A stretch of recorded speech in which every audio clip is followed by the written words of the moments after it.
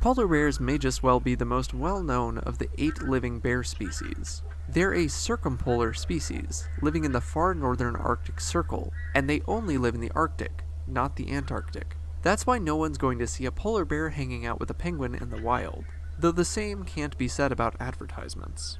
Polar bears are also known as ice bears, sea bears, and white bears. And while those first 2 names make a lot of sense, the third is a bit tricky. Polar bears aren't actually white. Under all that fur, polar bears have black skin, which likely contributes to keeping them quite toasty in their icy landscapes. Springing from that cozy skin is not white, but clear fur. Polar bear fur appears white in their Arctic environments due to light, but sometimes they can even appear yellow or brown.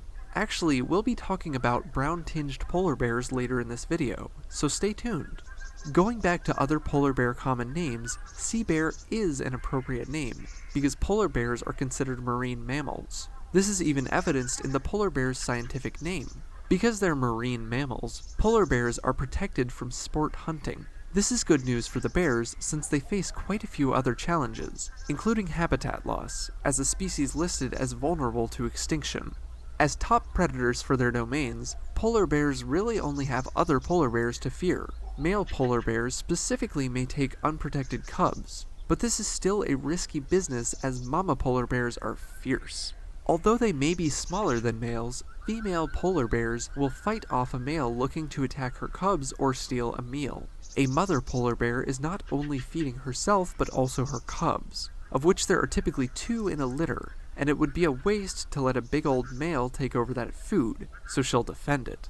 When they aren't fighting, male and female polar bears only really get together to breed and then part ways. Gestation in polar bears seems like it takes a long time, but this is because they have a delayed implantation period, meaning the eggs don't begin developing as soon as they're fertilized. From the time the eggs implant in the female's uterus, it only takes 2 months for the babies to be born.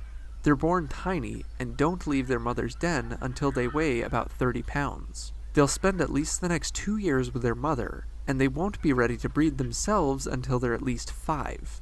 In size, polar bears are considered, on average, to be the largest bear species, something we discussed a few years ago in our sun bear episode. Geez, this channel is seriously that old? Polar bears can weigh up to 1,700 pounds, and reach more than 8 feet in length. That's the boys specifically. Remember, the ladies are much smaller. Polar bears are most clearly related to grizzly bears, and are actually able to breed with them, though this is highly rare in the wild as their habitats don't generally cross. Polar bears prefer to live on pack ice, which consists of large chunks of floating ice that have been pushed together by wind. Here, they spend most of their time hunting seals. Ringed seals are the most common prey species of polar bears, but they will take other seal species as well. Polar bears have 2 modes of hunting. They'll sit and wait at a seal breathing hole until the seal comes up for air, or they'll sneak up on seals that are out on the ice or seal pups that are buried in dens. Polar bears usually only eat the blubber of their prey, and they'll leave behind the rest to be eaten by smaller Arctic predators such as Arctic foxes.